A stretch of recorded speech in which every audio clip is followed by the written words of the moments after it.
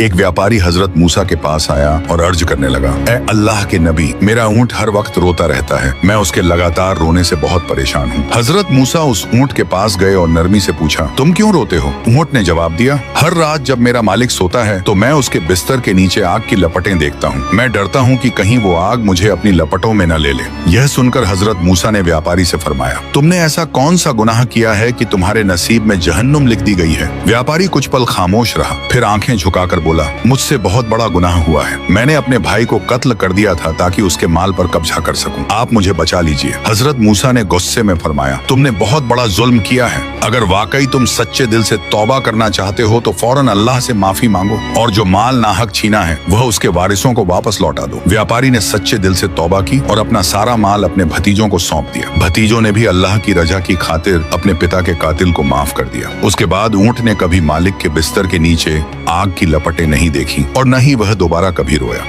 हजरत मूसा सफर पर जा रहे थे कि अचानक उनकी नजर एक आदमी पर पड़ी जो अकेला बैठा रो रहा था। उसी समय एक पंछी आया जिसकी चोंच में अंगूर थे। पंछी ने अंगूर उस आदमी के सामने रखे और उड़ गया। हजरत मूसा पास गए और पूछा, तुम कौन हो और क्यों रो रहे हो? वह आदमी आह भरकर बोला, ए मूसा, मैं बहुत बड़ा गुनहगार हूँ। अपनी जिंदगी में अनगिनत बुरे काम किए हैं। मैं 35 साल से इबादत कर रहा हूँ और अपने गुनाहों की माफी मांग रहा हूँ। आप अल्लाह से पूछिए, क्या मेरी तौबा कबूल हुई है? हजरत मूसा ने अल्लाह ताला से उस आदमी के बारे में पूछा। अल्लाह ताला ने फरमाया, ए मूसा, यह बंदा अपनी तौबा में भी खुद गर्ज है। इसने कभी अपने सिवा किसी और का ख्याल नहीं किया। यहाँ तक कि यह पंछी जो रोजाना इसके लिए फल लाता है, इसने कभी यह भी नहीं पूछा कि तुमने खुद कुछ खाया या नहीं। इसी वजह से इसकी तौबा कबूल नहीं हुई। जब हजरत मूसा ने यह पैगाम उस आदमी को सुनाया तो उसने कहा, ए मूसा, अल्लाह से यह भी पूछिए कि जो 35 साल मैंने इबादत की है उसका कोई सिला मिलेगा। अल्लाह ताला का हुक्म हुआ, उससे कह दो कि उसे एक दुआ मांगने का हक दिया जाता है, लेकिन माफी के सिवा कुछ भी मांग सकता है। हजरत मूसा ने यह बात उस आदमी को बताई। वह कुछ देर सोच में रहा, फिर बोला, ए मूसा, अब